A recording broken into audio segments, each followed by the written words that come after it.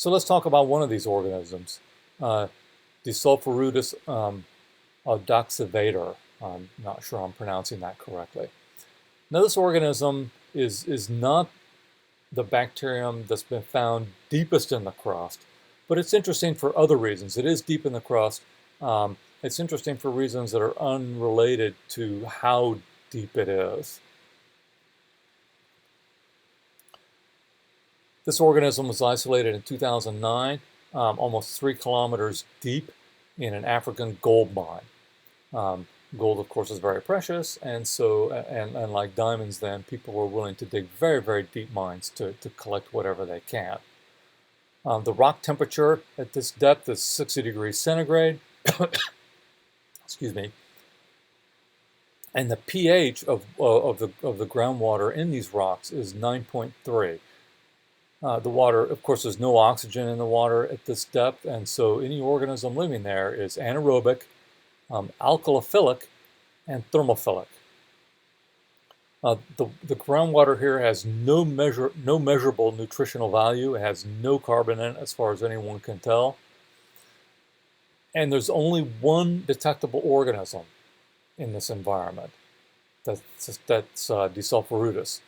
No other organisms seem to live in this place, and so it's living on its own. This organism is a gram-positive organism. It's generally related to Clostridia, and like Clostridia, it forms endospores when its ability to grow is compromised. It's a sulfate-reducing chemoautotroph. What does that mean? That means that it's reducing sulfate to sulfide in order to generate energy. It does not generate energy using any organic chemistry. So that means it's chemotrophic. It is autotrophic, meaning that it fixes its own carbon. It doesn't need organic carbon for growth either. It makes its own. It is an obligate anaerobe. It cannot tolerate the presence of oxygen. Well, this is a tough organism to grow, and it's hard to do a lot with, and so the first thing that the folks did was to sequence its genome to figure out what genes it has, what enzymes it can make, to see if they could see how it makes a living. This is particularly interesting because this organism does live in complete isolation, and the genome reveals that it is a complete prototroph, meaning that it can make everything it needs itself.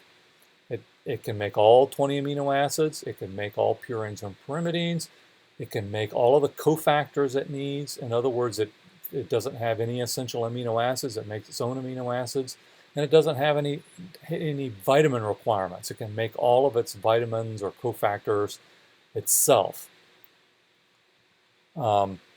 It does have the genes for import proteins for bringing in things like glucose if those become available. But in general, it seems to make its living entirely through inorganics. Interestingly, so how does it make a living? How does it do sulfate reduction, which is how it makes a living in this environment? The way it does this, it seems, is through the radioactive decay of uranium, which is not abundant, but it's present in this environment.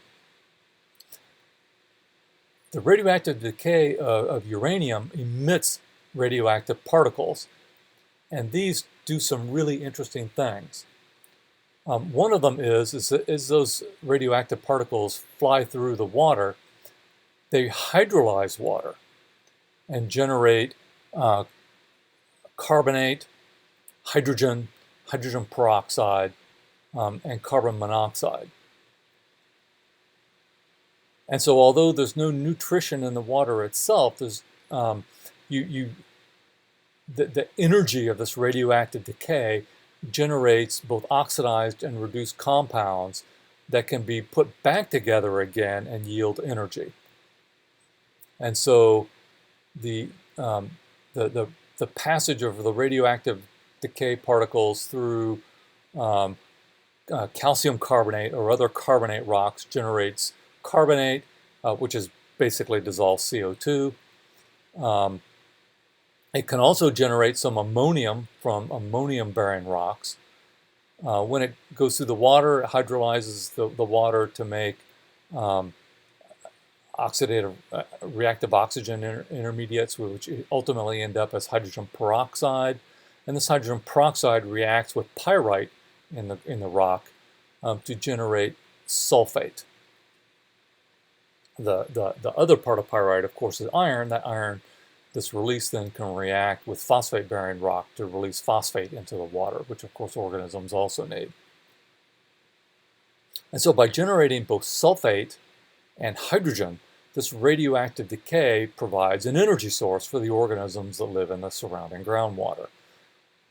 And this organism then takes up that sulfate and using hydrogenases reduces it back down to hydrogen sulfide, which then can serve as the substrate for further reoxidation from this radioactive decay. In other words, this organism is powered by radioactive decay, and it is the only organism known that is not powered directly or indirectly by sunlight. All the rest of life on Earth is powered by the sun. Even organisms in deep-sea hydrothermal vents. There was a time when people said that these organisms live in an ecosystem separate from the sun, but that's not true, because that geologic fluid that flows out of the vents can only provide energy to the organisms around it because it mixes with the deep ocean water, which is rich in oxygen, which is the product of photosynthesis. And so this organism is different. This organism is entirely powered by the radioactive decay of uranium, although of course not directly.